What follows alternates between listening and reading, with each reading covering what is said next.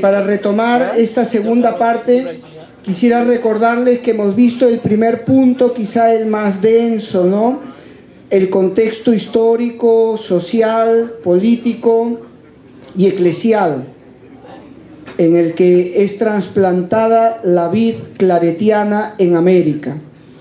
El segundo punto que estamos desarrollando es el intento de responder a la pregunta: ¿qué significó para la congregación dar este salto, salir a los confines de la tierra?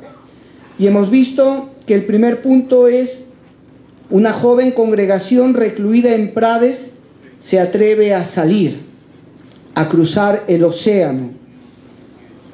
Hemos visto el segundo punto: una fundación improvisada pero cargada de ilusión misionera. Quizá no hubo todo el discernimiento necesario, pero hubo mucha ilusión y tiraron para adelante. Somos jóvenes, dijo el padre Valier, ¿no? Y salieron adelante. Alguno me decía que gracias a la trampa de un colombiano estamos en América. Bueno. Y el tercer punto lo hemos titulado: unos comienzos dolorosos y frustrantes, pero esperanzadores. Y decíamos cómo estos misioneros en la Capilla Belén tienen un nuevo nacimiento, como Jesús, pobre entre los pobres. Dice, a mí me llama la atención cuando cuentan la necesidad de restaurar, de mejorar la casa que estaba al costado de la capilla de Belén. Era una casa pobrísima. Y dice que ellos vivieron como pobres entre los pobres, en un barrio marginal, ¿no? Pero al mismo tiempo, volvemos a tener la dificultad para pasar. Vamos a ver, ahora que Key nos lo arregla todo.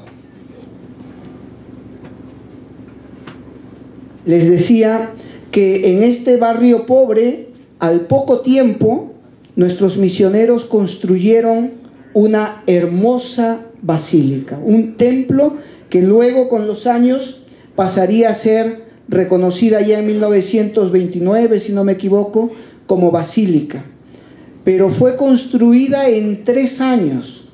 El padre Chifré, cuando vio que ya se podía construir, que ellos no se animaban, y el arzobispo les dice: ¿cuándo van a construir? Y ellos le dicen: pues si no tenemos dinero. Y el arzobispo le dice: ustedes no tienen idea del poder que tienen en este barrio. Comiencen y verán que lo terminarán. Y en 3 años comenzaron una obra hecha por 2 claretianos que el padre Chifré envió en las siguientes expediciones. En la tercera, un arquitecto, un claretiano y un hermano, ¿verdad? Y con la ayuda del resto de hermanos se construyó esta... Vamos a ir avanzando. Esto nos va a ayudar a recordar lo que hemos visto.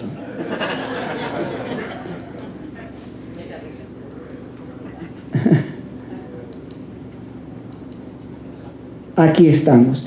Entonces les decía que en un barrio marginal y pobre, qué orgullo para la gente tener esta iglesia, y hecha con el apoyo de ellos, ¿no? Que luego se convertiría en la Basílica del Corazón de María, el primer templo, la primera iglesia del Corazón de María en América, ¿verdad? Ahora vamos a pasar al siguiente punto. ¿Qué significó para la congregación venir a los confines de la tierra? Pues la necesidad de repensar su organización. La congregación tuvo que repensar cómo estaba organizada. El 22 de mayo de 1872 llegó a Santiago la segunda expedición de misioneros, compuesta por 6 sacerdotes y 4 hermanos. El padre Donato Berenguer traía su nombramiento como superior de la comunidad de Santiago, y el padre José Bayona de la nueva casa que estaba en proceso de ser fundada en Alpata, a unos 100 kilómetros de Santiago. Así el padre Valier, que fue el primer superior de la comunidad de Santiago, quedó libre para asumir el cargo de superior provincial de la recién constituida provincia de San José de Chile. En 1872 surgió la primera provincia en la congregación. El desafío de contar con dos comunidades al otro lado del mundo obligó al gobierno general a repensar su organización y crear la primera provincia de la congregación. Más adelante, en 1876, en el cuarto capítulo general, se decidió cambiarle de rango y pasó de provincia a visitaduría. El padre Valier entró al capítulo como superior provincial y salió como superior visitador.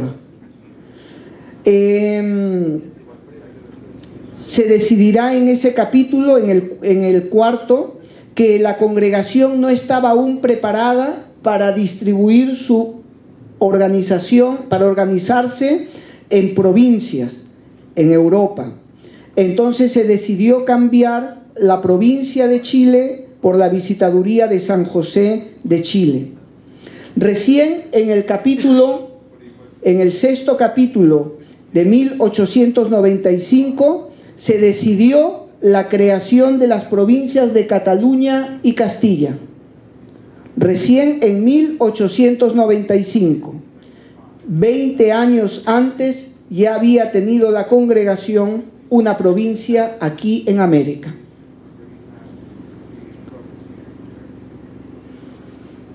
Un profundo y largo discernimiento para la segunda fundación. Los planes de fundar la segunda comunidad en Alpata, población situada en la misma diócesis de Santiago, no llegó a buen puerto, pues se consideró que no era un lugar estratégico para mantener una buena comunicación con los misioneros de la primera comunidad, ni garantizaba la atención médica si algún misionero enfermara. A pesar de que ya se contaba con el personal enviado por el padre Chifré desde España para la fundación en Alpata, los misioneros decidieron esperar y buscar con calma el lugar más adecuado. Parece ser que se aprendió la lección de la primera fundación. Valparaíso, por ser la segunda ciudad del país, por contar con un puerto marítimo y por gozar de un clima favorable para reponer la salud, era el lugar ideal. En 1873, como no consiguieron establecer una casa misión, aceptaron asumir de forma provisional la capellanía del Hospital San Vicente de la ciudad de Valparaíso. Y he aquí que tenemos a un grupo de misioneros preparados para ir a dar misiones, metidos en un hospital como capellanes. Durante 8 meses atendieron pastoralmente aquel nosocomio, pero al ver que las esperanzas de constituir una casa misión se alejaba cada vez más, dejaron esa posición por no considerarla conforme al carisma misionero de la congregación. 7 años más tarde, con la llegada de la quinta expedición de misioneros, se fundaría la anhelada Casa Misión de Valparaíso, pero en ese momento se retiraron del hospital. El padre Valier seguía buscando el lugar estratégico para la segunda fundación chilena. Se fue a incursionar en la ciudad de La Serena, a unos 500 kilómetros al norte de Santiago, donde predicó varias tandas de ejercicios espirituales. El obispo, al oírlo, quedó tan fascinado de su predicación que le ofreció la posibilidad de fundar en su diócesis. El padre Chifré manifestó de inmediato su conformidad con esta propuesta y el 11 de septiembre de 1873 llegó la tercera expedición de misioneros con 5 sacerdotes y 2 hermanos, entre los cuales se encontraban 2 futuros grandes santos, el padre Mariano Avellana y el hermano Miguel Chancó. El 28 de octubre de 1873 se firmó el decreto de erección de la nueva Casa Misión, cuyo primer superior fue el padre Antonio Molinero, futuro sucesor del padre Valier en el gobierno de la Visitaduría Claretiana de Chile. Me llama la atención cómo nuestros primeros misioneros se dieron un tiempo largo para discernir la segunda fundación. Hubo flexibilidad para probar en Valparaíso, incursionaron en un hospital, pero sabían que no era lo suyo. Tenían el fin muy claro, pero no tuvieron problema de pasar provisionalmente por este otro tipo de apostolado. Pero también fueron fieles al carisma, evaluaron la misión, al carisma tal como lo entendían en ese momento, que lo nuestro eran misiones populares, ejercicios espirituales y la predicación de la enseñanza del catecismo. Luego tuvieron en cuenta el cuidado de los misioneros. Un misionero con facilidad se enferma por el desgaste de las misiones y tenía que haber un lugar donde pudieran reponerse. Y la posibilidad de la comunicación entre las dos casas, que no estuvieran aisladas, para que se animaran juntos, para que hicieran vida comunitaria más allá de la propia casa. Me llama la atención cómo la presencia en América obligó a la congregación a repensar la fidelidad al carisma. Por ejemplo, más adelante harán lo mismo con la parroquia de Andacollo. La parroquia de Andacollo no fue fácil asumirla, porque en la congregación no se querían asumir parroquias en los primeros años, porque la mayoría de los que habían entrado habían renunciado a la parroquia para ser misioneros. Y entonces decir que asumíamos parroquias, decir, entonces ¿para qué he renunciado? ¿Para meterme en una parroquia?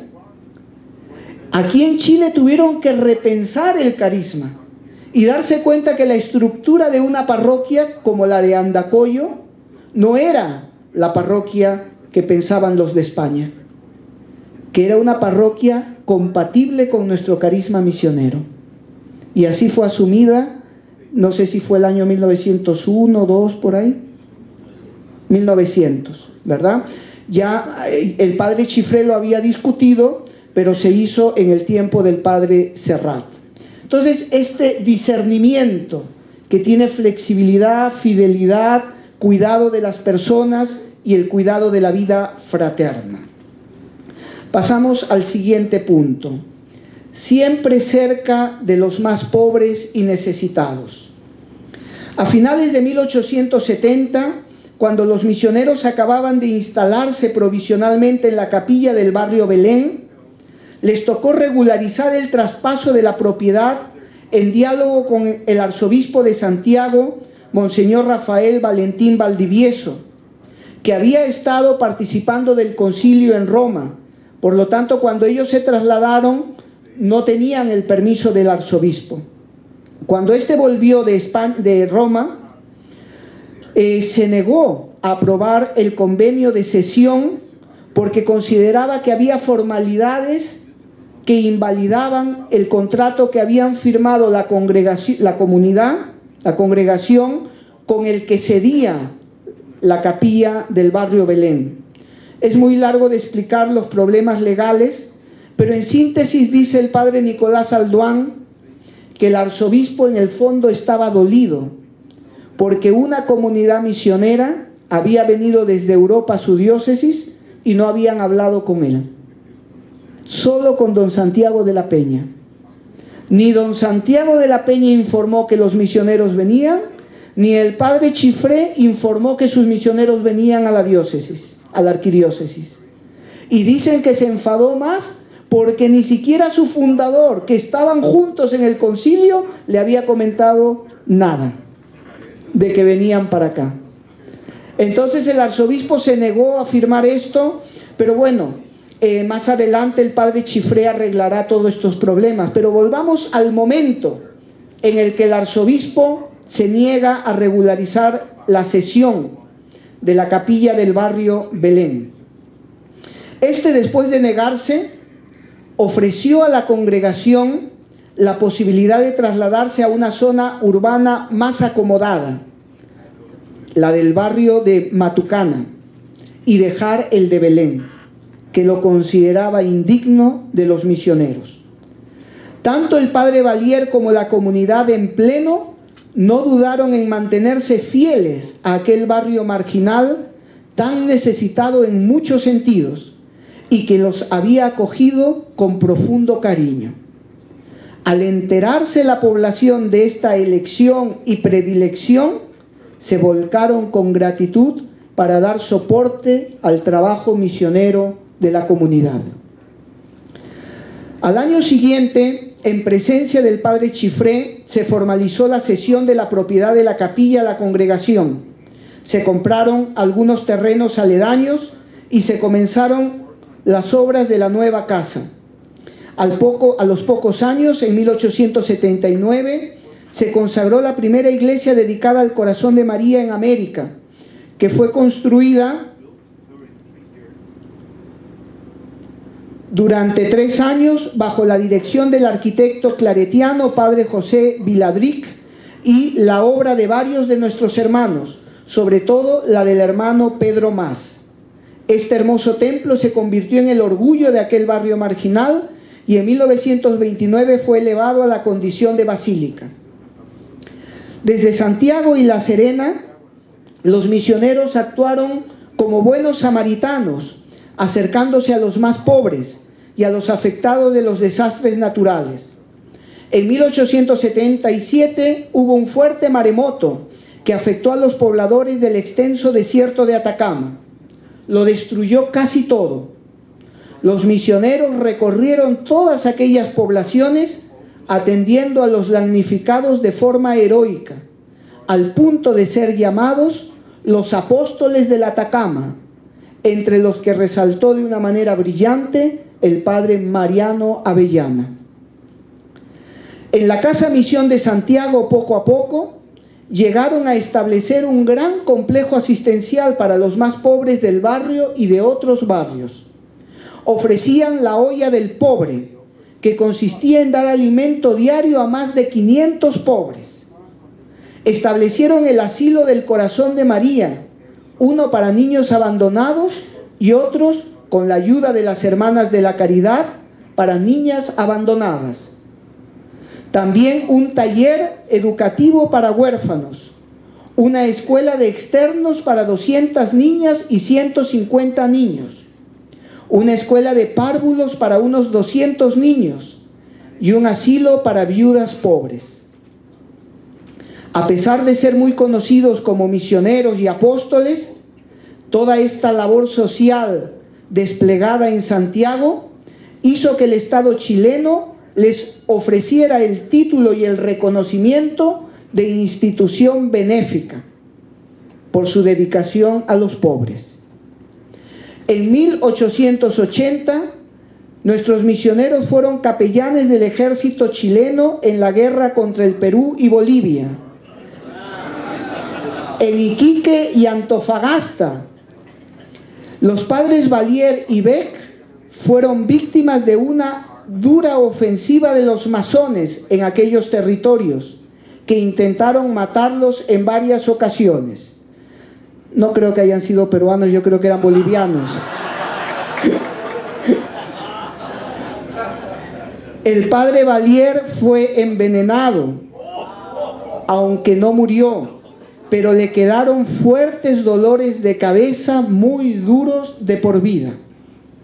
En 1887, los misioneros atendieron de forma heroica a las víctimas del cólera, tanto así que el padre Francisco Berenguer fue víctima mortal de la epidemia por dedicarse a atender a los apestados. Como vemos, nuestros misioneros de la primera hora estuvieron siempre cerca de los más pobres. No obstante, hay que decir que no lograron liberarse del todo de la condición de una iglesia muy unida a la oligarquía y que a veces los hacía los identificaba más con la clase oligárquica que con la de los pobres. Pero pese a ello, que era lo normal en esa época, ellos no dejaron de tener gestos proféticos de cercanía con los más pobres. Bueno, hemos acabado la segunda parte, el segundo punto. Pasamos al tercero. Algunas lecciones de las fundaciones en los 30 primeros años en América. No he querido centrarme solo en Chile, que ya me hubiera gustado llegar hasta la época del padre Valier, del final del padre Valier, pero he querido dar un espacio para otras fundaciones porque celebramos no solo la llegada de los claretianos a Chile, como nos lo recordaba el padre Mario, sino la llegada a América. Entonces, durante el generalato del padre Chifré, llegamos a estos 4 países. Y quiero referirme un poquito a ellos, aunque la homilía compartida de ayer ya dijo parte de lo que yo quería decir. La congregación durante el generalato del padre Chifré llegó a instalarse en 4 países de América: Chile, Cuba, México y Brasil. Sin pretender ser exhaustivo, al contrario, presento solo algunas lecciones que podemos rescatar de la historia de nuestra primera expansión en tierras americanas. Primer punto. Cuba, una página trágica pero llena de heroísmo misionero. Ya nos lo recordaba ayer el padre Fausto. El 19 de junio de 1880, un grupo de 11 misioneros, 6 sacerdotes y 5 hermanos, llegaron a Santiago de Cuba con la ilusión de continuar con los afanes apostólicos de nuestro fundador en las mismas tierras donde él vivió. Se instalaron en la iglesia de San Francisco y abrieron de inmediato la escuela y el colegio que les encargó el arzobispo. En menos de 3 meses, entre septiembre y noviembre del 80, murieron víctimas del cólera 9 de los 11 misioneros. 9 de los 11 misioneros. Solo 2 pudieron regresar a la península. El padre Chifré, como buen padre, los había llevado a la isla. Los dejó allá, los acompañó un tiempo y luego vino a Chile. Aquí en Chile, él se enteró de la muerte de los 5 primeros. Y el padre Nicolás Alduán dice que tenía el corazón roto, partido, por el dolor de sus hijos que habían muerto. Cuando llegó a la península se enteró de la muerte de 4 más y pudo abrazar paternalmente a los 2 sobrevivientes. El padre Clotet, al anotar en su diario las últimas bajas cubanas del 25 de septiembre, añadió a renglón seguido: muchos estudiantes de Tuir, de palabra, y otros de las otras casas por escrito, se han ofrecido para ir a Cuba. Esta gloriosa página de entrega misionera hasta el final fue un preludio del martirio que años más tarde en América sufriría en México el padre Andrés Solá. A mí me emociona ver cómo en nuestra historia familiar, ante la entrega heroica hasta el final de los misioneros, los más jóvenes no se acobardaban. Las cartas eran muchísimas ofreciéndose. Lo mismo pasará después en Fernando Po. Los misioneros morían, disculpen la expresión, pero es del padre Cristóbal Fernández, como moscas que caían. Pero cuando llegaban las noticias a la península, las cartas de los misioneros ofreciéndose eran muchísimas, de los más jóvenes. Tanto así que el padre Chifré tuvo que escribir una circular diciendo que era un acto desajustado al voto de obediencia escribir ofreciéndose.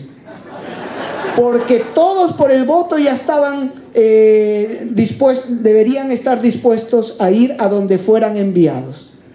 El padre Cristóbal Fernández dice, en el caso de Fernando Po, se desató una auténtica endemia de fervor misionero.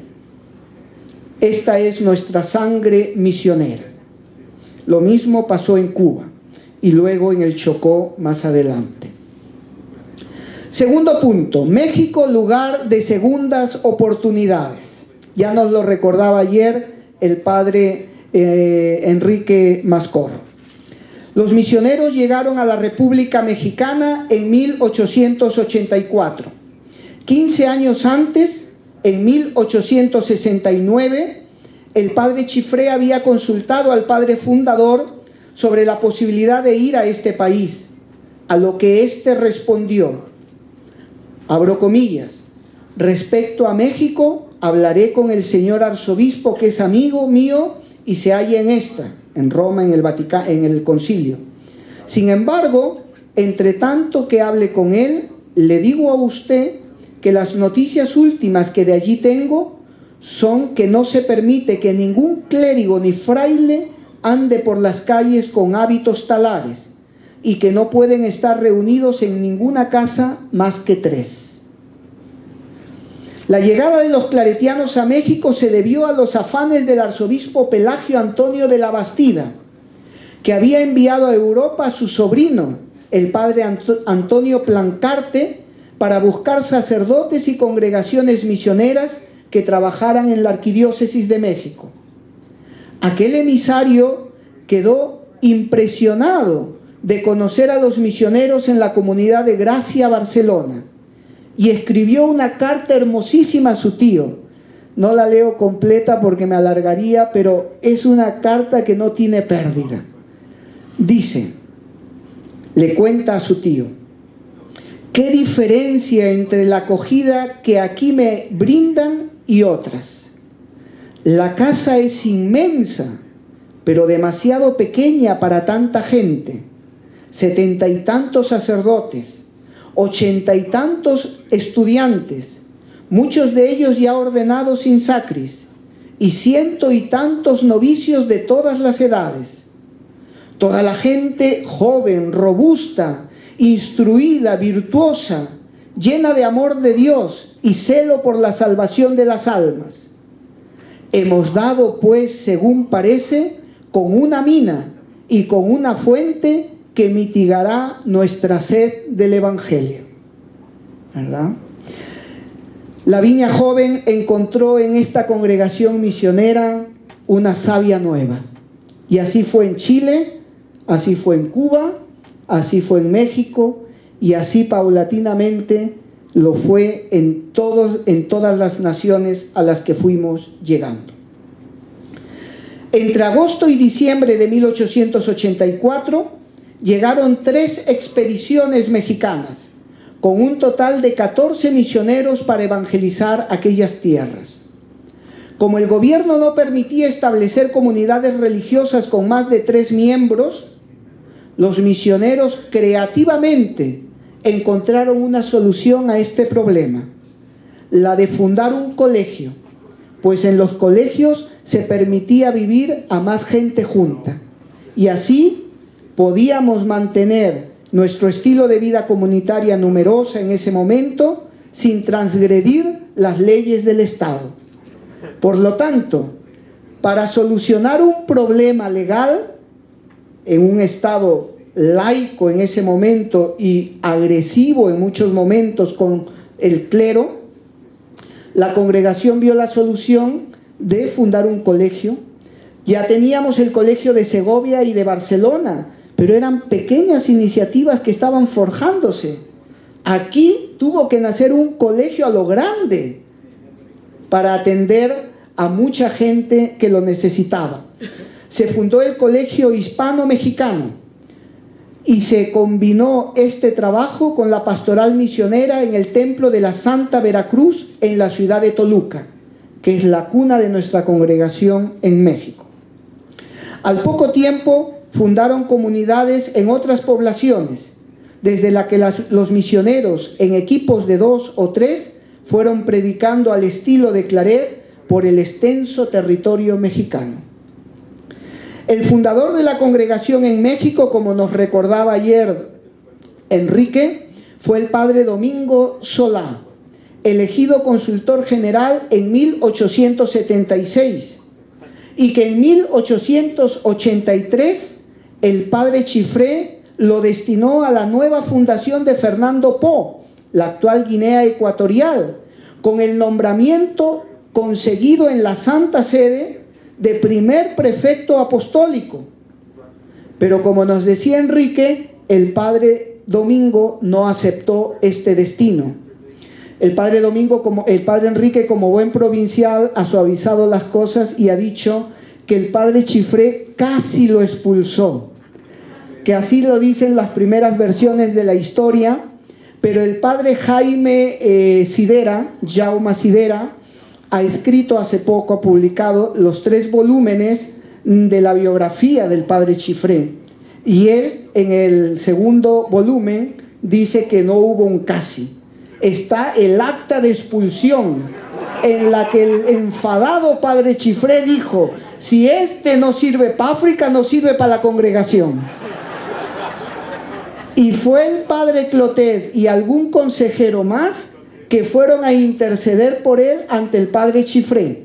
Y el padre Chifré le dijo: lo readmitiré solo y únicamente si pide perdón humillándose públicamente delante de toda la comunidad en el refectorio. Y el padre Domingo Solá así lo hizo. Y el padre Chifré, al ver la valía de este hombre, dice que lo envió como castigo y como muestra de confianza a fundar en la ciudad de en el país de México. Pero no crean que todos los destinados a México van de castigo, ¿eh?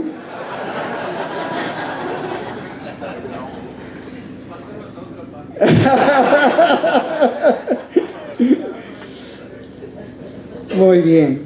El padre Domingo Solá permaneció en México muchos años como superior, pero en 1899 regresó a la península, a España. Seguimos. Tercer punto. La exuberancia misionera en Brasil.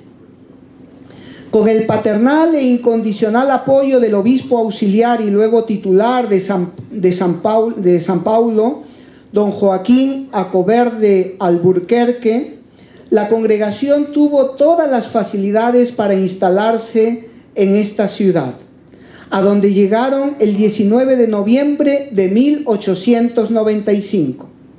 La primera expedición contó con 10 misioneros, 6 sacerdotes y 4 hermanos, entre los cuales estaba el intrépido padre Ramón Genover. Después de hospedarse de forma provisional durante unos 2 meses en la iglesia de San Francisco, se trasladaron a la casa misión mandada construir por el obispo, en el alejado y casi despoblado barrio de Santa Cecilia. Desde esta periferia geográfica comenzaron de inmediato su gran labor misionera, que pronto se fue extendiendo por los diversos estados del país. Sorprende ver lo rápido que llegaron los misioneros a moverse por todo el estado, realmente. La situación de Brasil es muy especial en América Latina porque ellos se mantuvieron hasta la década de los 80 como una monarquía y por lo tanto la iglesia siguió viviendo bajo el sistema del patronato regio, una iglesia controlada por la monarquía. Cuando consiguen, ya que don Pedro II se retire y establecen la república, es cuando se liberan del patronato regio y la iglesia puede comenzar a abrir otro estilo de presencia. Ahí es cuando llega nuestra congregación. Y para los obispos fue como un baño de agua fresca. Estos misioneros que llegaban para atender a los pueblos, a la gente más olvidada, y que no estaban tan apegados a un sistema legal y cultural como era el caso del clero diocesano o de algunos religiosos que estaban en Brasil. El esfuerzo de adaptación a la cultura y a la nueva lengua por parte de los misioneros fue sorprendente. A un mes de la llegada a Brasil, el padre Genover escribe en una carta: comenzamos ya a predicar en portugués. Ayer lo hizo para la comunidad del padre Sacristán y lo hizo bastante bien. Ahora hacemos todos los actos y recreos en portugués.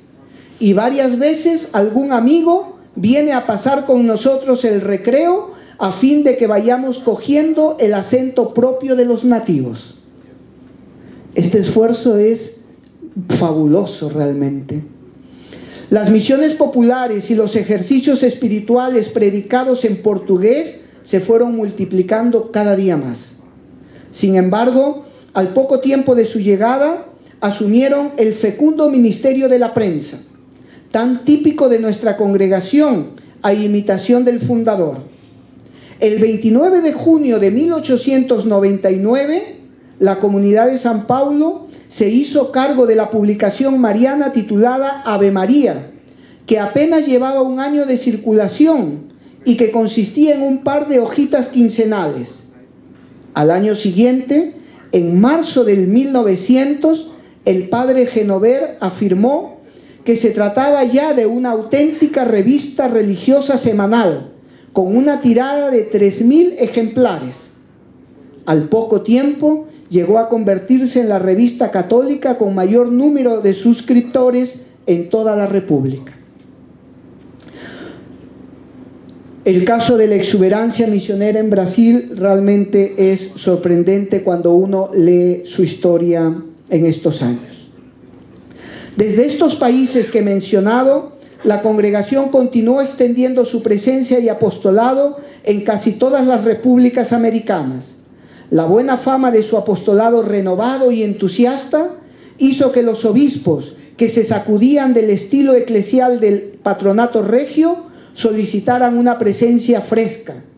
Los superiores generales respondían según sus posibilidades de personal. En la época del padre Serrat se fundaron en algunos países, como fue Argentina, como fue, yo creo, no sé si Uruguay llegó en ese momento o después, ya en la época de Alsina. La época de Alsina es llamada la segunda gran expansión, y aquí en América Latina lo fue realmente. Es cuando llegamos a la mayoría de países, pero queda fuera de los márgenes de esta conferencia. Ahora quiero detenerme en el primer fruto maduro de América. En el Evangelio de Mateo 7:16 leemos la frase: por sus frutos los conocerán. Frente al peligro de la presencia de falsos profetas, que siendo lobos peligrosos se presentaban en la comunidad como mansas ovejas, el evangelista Mateo recuerda el criterio de discernimiento establecido por el Maestro. Por sus frutos los conocerán. Apliquemos este criterio a nuestra presencia misionera en América. ¿Qué significó para nuestra congregación trasplantar una cepa nueva en América? Yo creo que por los frutos respondemos a esta pregunta. Fueron muchísimos los frutos de santidad misionera que ha dado la congregación en esta tierra. Pero yo quiero centrarme ahora en el primero. Pero no olvidemos que hay cantidad de personas que en este continente nuestra congregación aprendió a inculturarse a otras culturas. En este continente más adelante nacieron enfoques teológicos que enriquecieron la vida, la espiritualidad, la teología, la misión de nuestra congregación. ¿Cómo no recordar el rico aporte de esta parte de la congregación en la misión del Claretiano Hoy, el año 79? ¿Cómo no recordar toda la riqueza de la palabra tan viva en esta tierra que enriquece a toda nuestra congregación? ¿Cómo no mencionar el cuidado de la creación de nuestros pueblos originarios que enriquece esta hora de nuestra espiritualidad, vida y misión? Pero yo quiero centrarme ahora en el primer fruto, el padre Félix Alejandro Cepeda Álvarez, una figura, creo, poco conocida. Levanten la mano los que por primera vez escuchan algo del padre Félix Cepeda, por favor. Entonces es verdad lo que estoy diciendo. Una figura poco conocida. Quisiera que después de esta charla no se queden con las beatas, sino con el padre Félix Cepeda. Yo creo que recordar a esta figura, a este misionero, puede ayudarnos a descubrir desde dentro el significado que tuvo para la congregación su salida al continente americano. Él es un misionero de la primera hora. Como ya hemos dicho, en 1873 los misioneros establecieron su segunda casa misión en La Serena. 14 años más tarde, en 1887, el padre Cepeda, uno de los reconocidos sacerdotes de la diócesis de La Serena, seducido por el sermón de un misionero claretiano sobre el corazón de María, decidió dejar la vida diocesana y solicitar su ingreso en la congregación de misioneros. Ya llevaba 10 años como presbítero, se había graduado en Derecho Civil, había regentado 2 parroquias y había escrito varios libros que eran populares en Chile. Con permiso especial del padre José Chifré, pudo hacer su noviciado en la Casa Misión de Santiago, teniendo como maestro al padre Antonio Molinero, el cual en ese momento suplía al padre Valier, que lo habían llamado a España porque en la reciente fundación de Santo Domingo de la Calzada habían surgido unos problemas enormes que ni el superior ni el formador podían arreglar. Y el padre Chifré dijo: el único que puede arreglar esto es el padre Valier. Y lo mandó llamar desde Chile y lo puso de superior en Santo Domingo de la Calzada. Y dice que a las 2 semanas los problemas estaban solucionados, ¿verdad?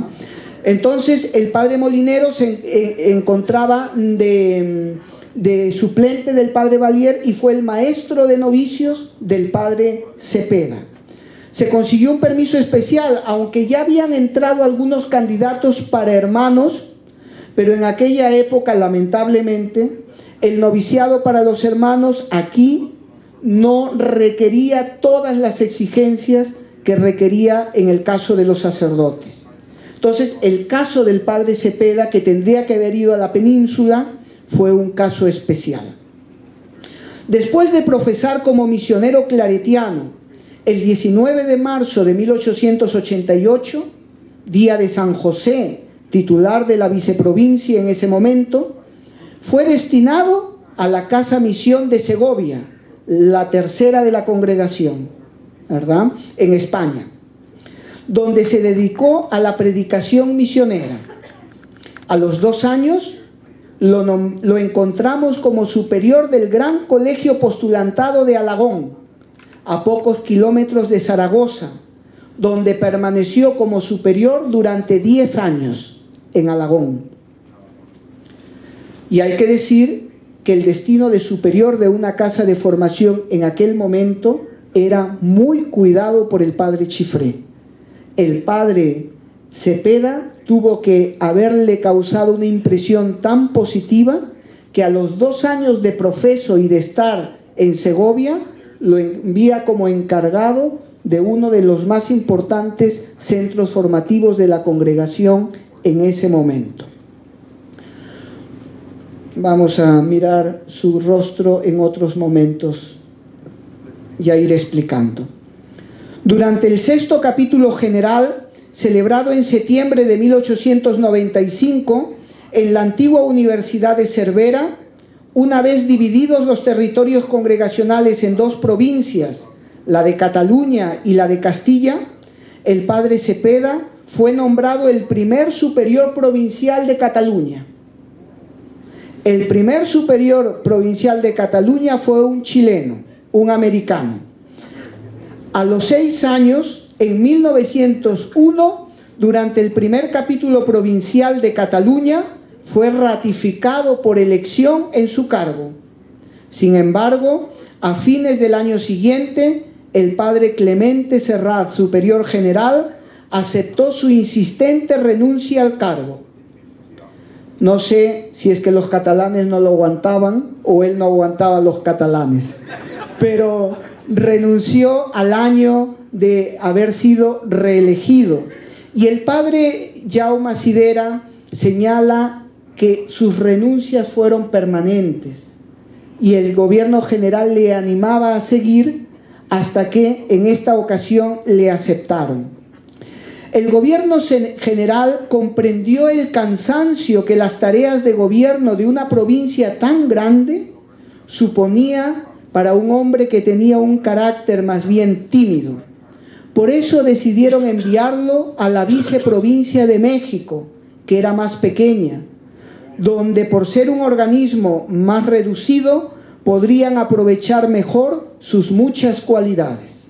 Yo he podido ver el acta, digamos, el apunte sobre el acta del consejo en el que se acepta su renuncia, en el archivo general.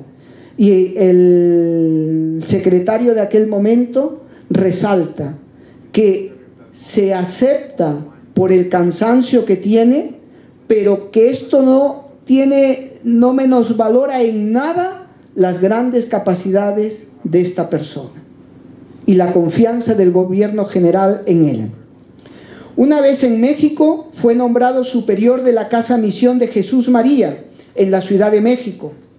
En 1909, durante el primer capítulo de la cuasi provincia de México, fue elegido cuasi provincial, cargo que ya venía ejerciendo interinamente a causa de la grave enfermedad del padre Ramón Prat Pou. En 1912 fue reelegido y permaneció en el cargo hasta 1918.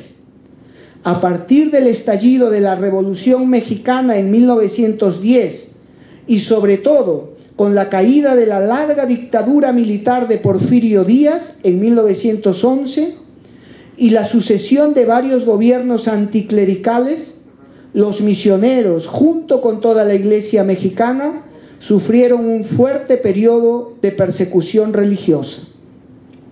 El padre Cepeda, desgastado en su salud física y psicológica a causa de la difícil situación sociopolítica de México, al finalizar su segundo periodo como cuasi provincial, fue llamado a España para descansar y reponerse. Sin embargo, a los pocos meses, en 1920, a causa de la repentina muerte del padre Isaac Burgos, fue nombrado consultor general de la congregación.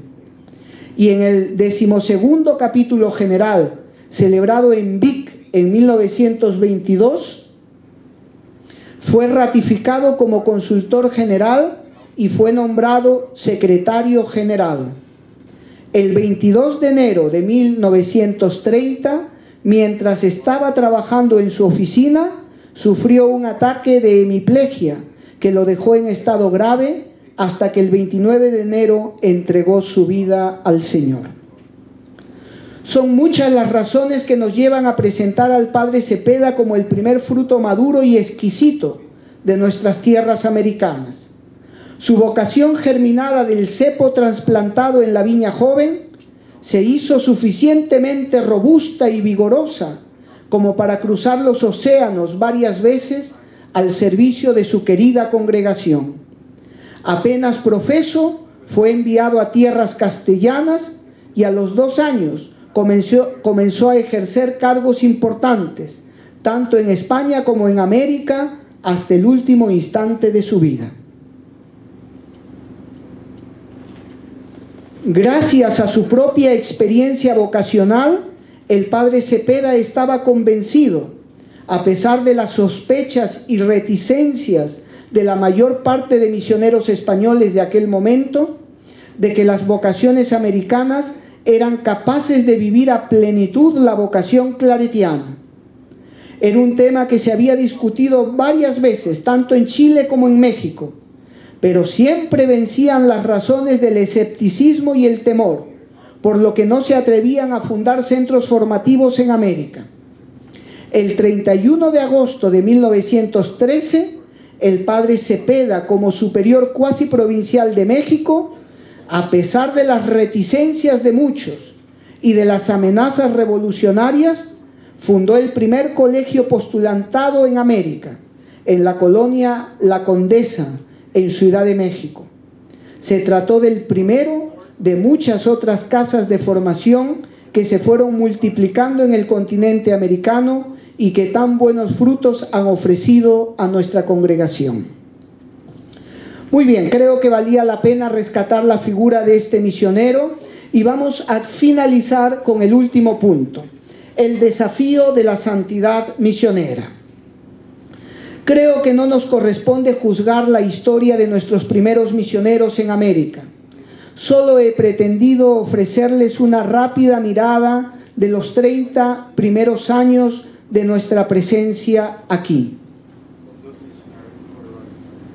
Me salto un poquito, Kevin, a la siguiente parte. No he pretendido hacer una historia exhaustiva, ya que no es el lugar para ello.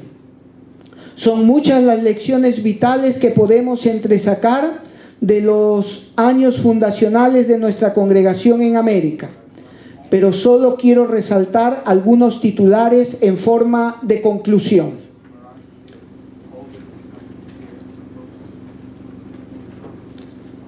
Bien, primeros titulares.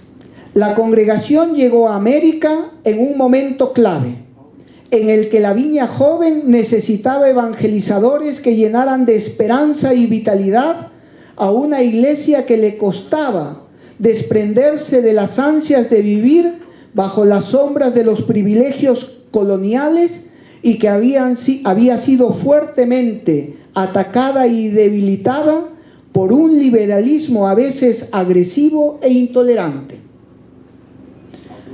La congregación, con su encendida predicación misionera, con su apasionada educación en las aulas y con su entusiasta propaganda escrita, fue capaz de inyectar energía y vigor en las diócesis y naciones a las que iba llegando. Los pobres encontraron en su regazo el bálsamo de la misericordia compasiva y del anuncio de la dignidad liberadora. Al mismo tiempo, al traspasar el océano, se ensancharon los pulmones misioneros de nuestra congregación, encogidos en la casa de Prades y luego en la de Tuir. Se abrieron las puertas para vivir en salida misionera. La congregación no tuvo miedo de afrontar las grandes distancias, el desafío de la inculturación y de la interculturalidad. Se experimentó la necesidad de repensar las estructuras organizativas según las necesidades de cada momento, al punto de crear una provincia que después no tuvieron inconveniente en convertirla en visitaduría. La congregación aprendió a ser fiel a su carisma misionero con flexibilidad, pero en el fondo sin perder la atención hacia lo propio, lo auténtico, aunque hubiera que pasar por ministerios que de momento parecían alejarles de su carisma. El discernimiento se convirtió en el camino de la fidelidad al carisma y de fidelidad a las necesidades del pueblo enviado. La congregación estuvo siempre cerca de los pobres, al punto de que estos se convirtieron en los sujetos preferenciales de su misión, a pesar de ofertas tentadoras que podían acomodarlos, alejándolos de ellos. Si bien la congregación pagó el alto precio de haber actuado de forma improvisada y apresurada en la primera fundación de Santiago, al poco tiempo aprendió la necesidad de discernir con calma y profundidad. Por eso la segunda fundación en Chile tomó más tiempo del que a un grupo de hombres inquietos y deseosos de volar por los campos chilenos les hubiera gustado. No faltaron los conflictos comunitarios, los malos entendidos entre las autoridades de Chile y Roma. Un capítulo aparte tendrían que ser las relaciones entre el padre Valier y el padre Chifré, dos hombres auténticos que se decían la verdad y que a veces esta verdad, por la distancia de los mares, podía ser malinterpretada y que causó tantos problemas y sufrimientos a uno y al otro. Pero esto excedía de lo que yo he pretendido hacer aquí. pero ellos supieron trascender los problemas para aprender de ellos y crecer como personas y comunidad al servicio de la misión. La congregación se dio cuenta de que una formación misionera sólida era la mejor herramienta para garantizar la fidelidad personal al carisma, a la comunidad y al pueblo en circunstancias inevitablemente desconocidas. Podría continuar señalando muchas más lecciones, pero quiero terminar presentando la principal conclusión a la que puedo llegar, que resume lo anteriormente dicho y nos centra en el propósito de este Congreso de Espiritualidad. Creo que la principal conclusión es que la santidad es el primer compromiso de una comunidad misionera. Así nos lo mostraron los misioneros de la primera hora. Yo me pregunto, bueno, antes de decirles lo que me pregunto, aquí tienen la segunda expedición, el padre Donato Berenguer, un gran hombre, un gran santo en América.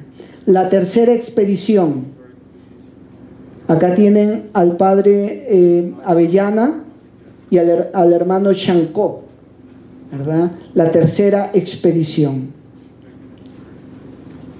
Padre Valier, el hermano Chancó, aquí una publicación antigua en la que se nos recuerda cómo era llamada esta provincia.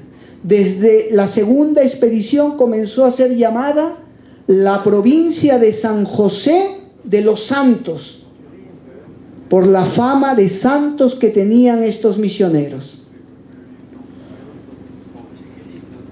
Qué lindo, che.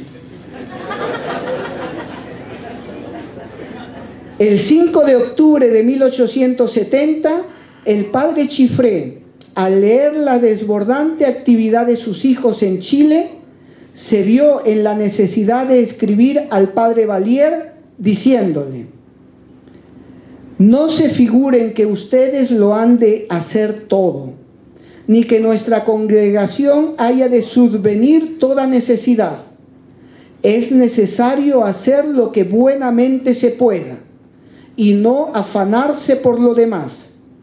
Con esta ocasión digo a usted que el deseo de hacer el bien ha de ser moderado y nunca se ha de llevar a medidas contrarias a la caridad bien entendida, que debe comenzar por sí.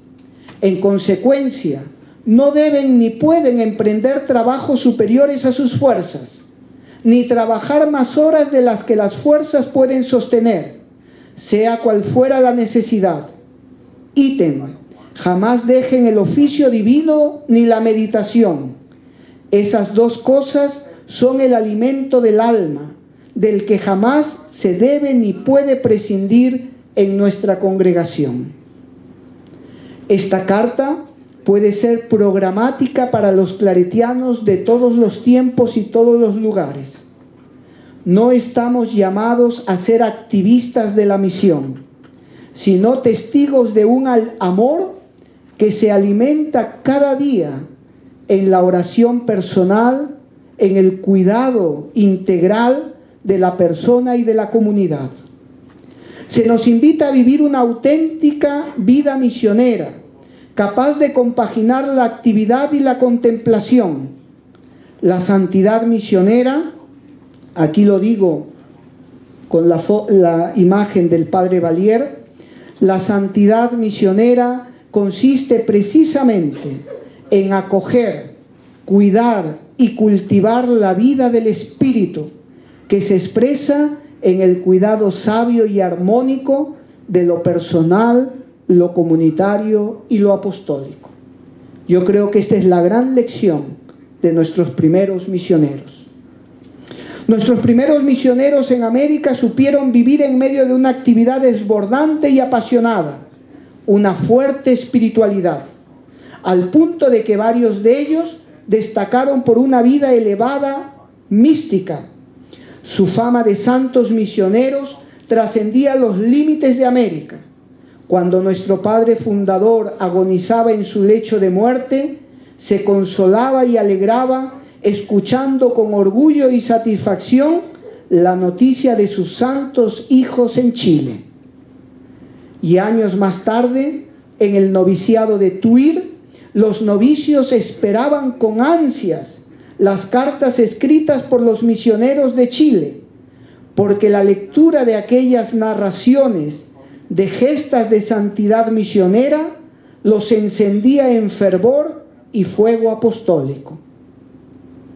Que el corazón de María, formadora de apóstoles, nos enciendan en la fragua de su amor para acoger esta rica herencia familiar y nosotros como familia continuar escribiendo con sencillez y gozo nuevas páginas de santidad misionera.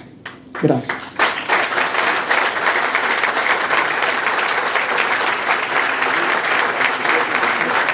Yo me siento bien.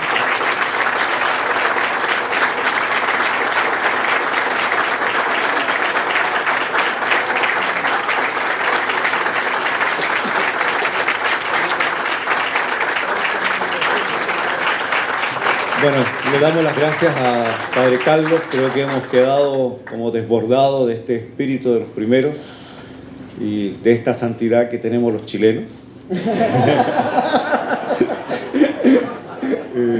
Bueno, vamos a tener un momento para preguntas.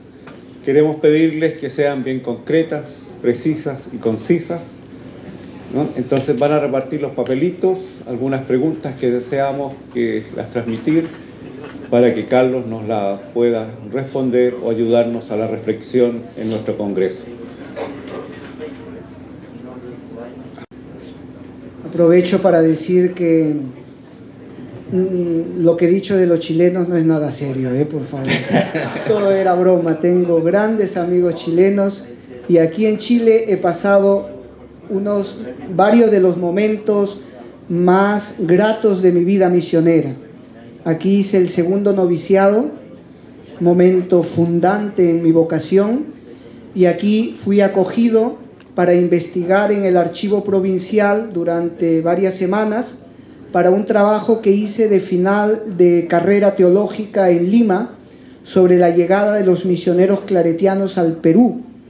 Y todo el material estaba aquí en Santiago, porque Perú es una fundación que sale de aquí de Santiago con el padre CC y una serie de listos, como decía mi provincial, que vinieron de los grandes centros formativos de España. Entonces, pues aquí el padre Mario Calvo, Agustín Cabré, me orientaron en mis primeros trabajos como historiador. Así es que lo de Chile era pura broma.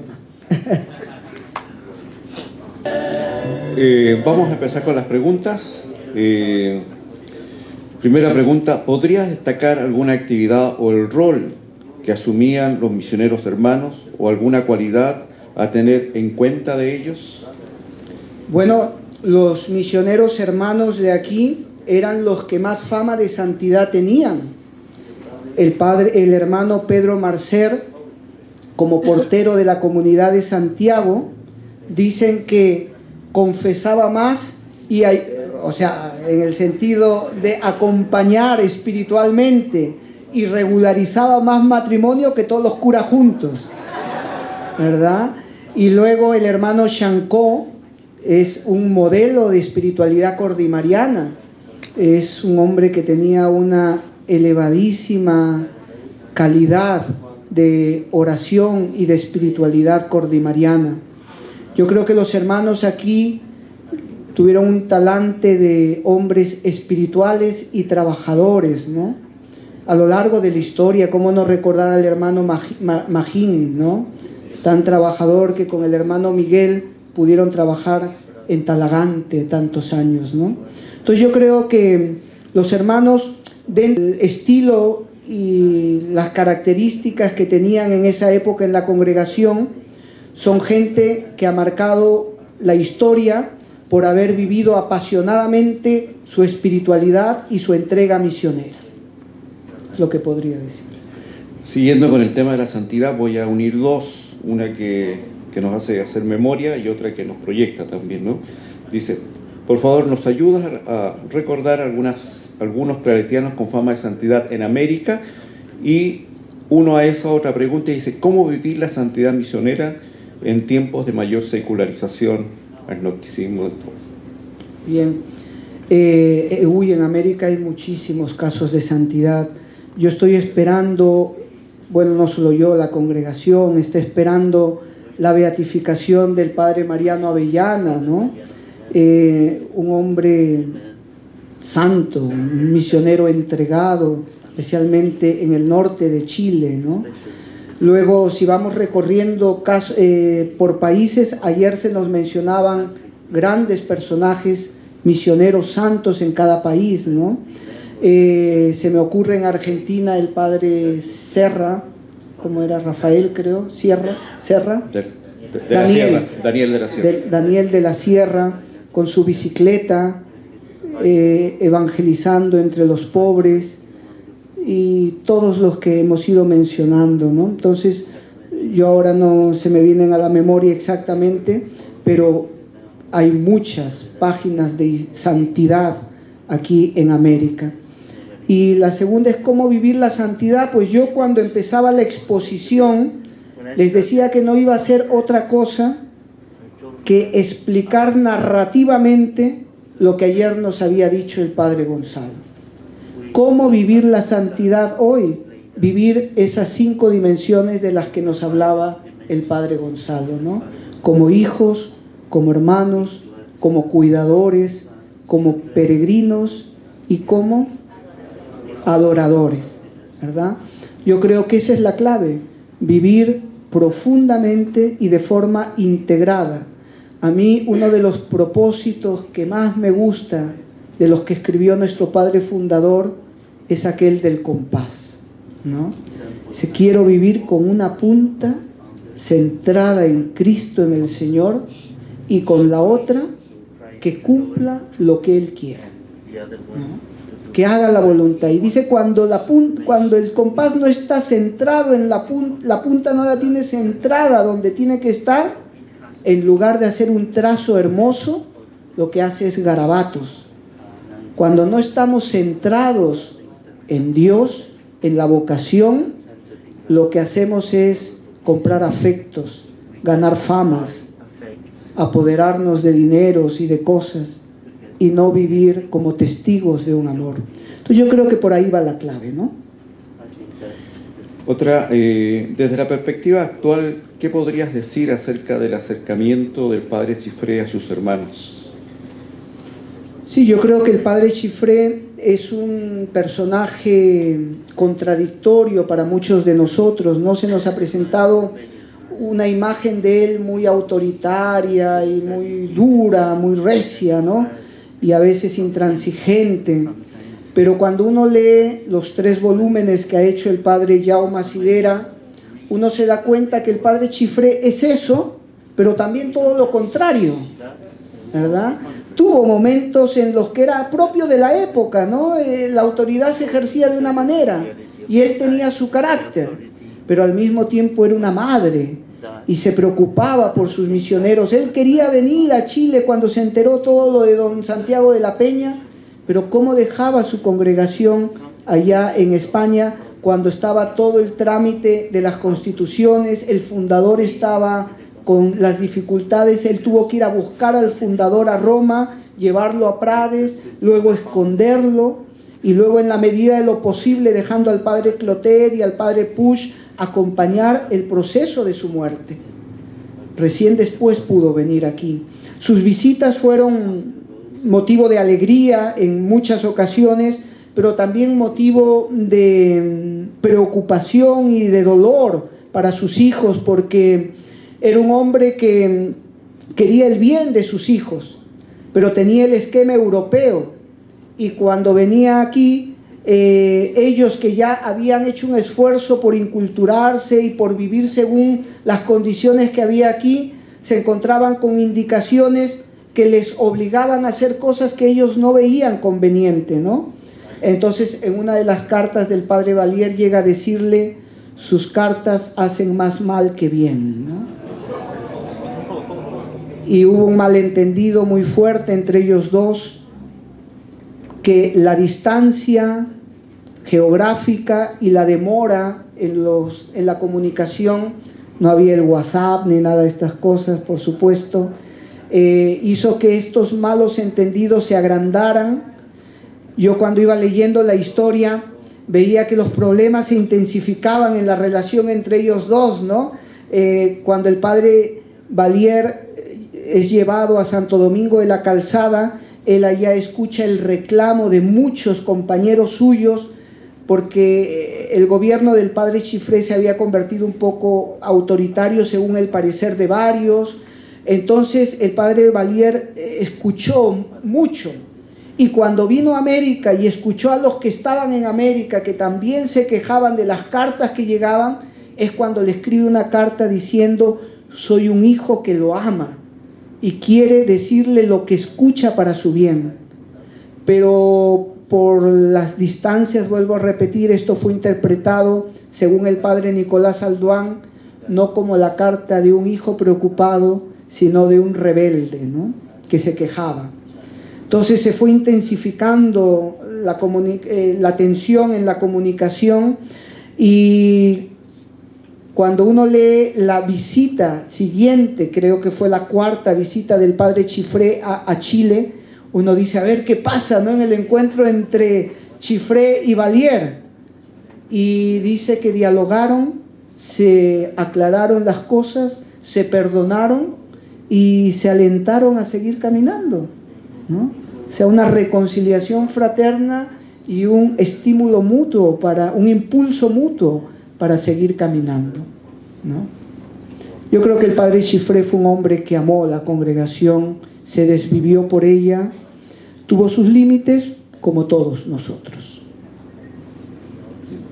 Vamos a cerrar este momento dando las gracias a Carlos, pero no quiero dejar de lado, quedan algunas preguntas, una nota en una de las preguntas que creo que es importante tenerla en cuenta, ¿no? A raíz de una pregunta sobre la devoción al corazón de María que fueron extendiendo los claretianos en sus primeros tiempos, es una nota que dice: un aplauso a las mujeres misioneras que nos acompañan, ya no son beatas molestas, sino hoy son en misión compartida. Bueno, le damos las gracias a Carlos.